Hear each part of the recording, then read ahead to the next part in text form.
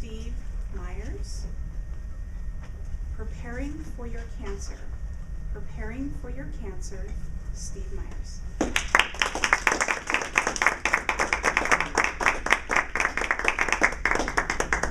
You heard her correct. Preparing for your cancer. Sounds like a downer. A lot of people wince. Why would you talk about that? We don't like to talk about it. Cancer is a bugbear. Cancer is something that affects so many of us, but socially we don't come out and talk about it. Show of hands, who's lost a loved one to cancer? It's ubiquitous.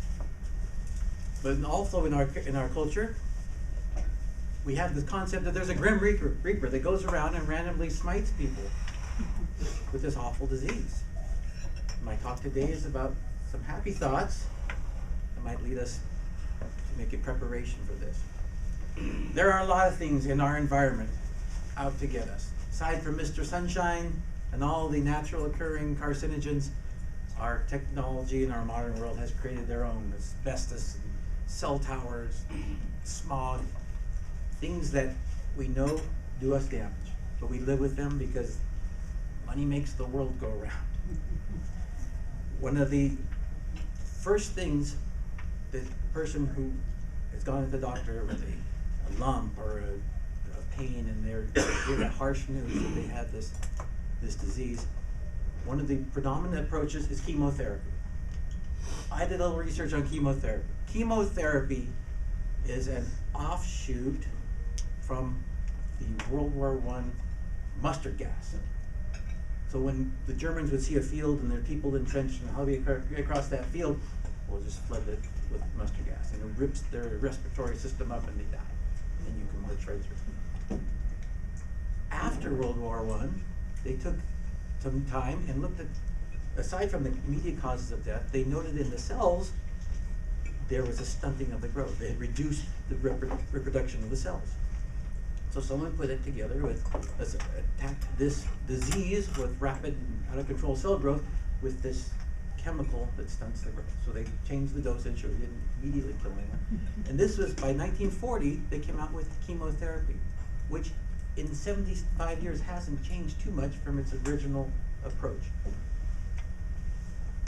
I looked some more research on this. The first phase of chemotherapy is reduce the mass of the offending cells. The second one is save the patient, because the first phase is so violent, it leaves the person haggard and it's a race. But who will die first?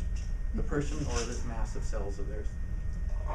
We got to have a better way. If you are ever faced with this decision, I hope you will look upon support systems other than modern medicine.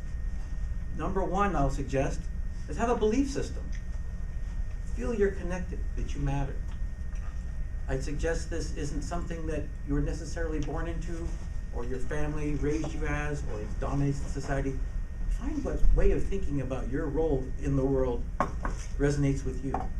That connection might be the difference of holding on and not being able to hold on. Number two, be intimate with your own health. You know your body better than anyone else, or else at least you should, if you're paying attention to it.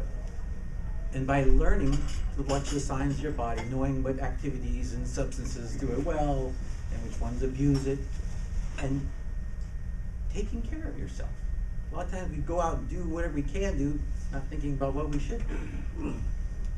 And part of that introspection, there are meditative practices where you can pay attention to the subtleties of your bodily functions, to the point where you can alter your blood flow to bring more rich blood to where you need to be healed.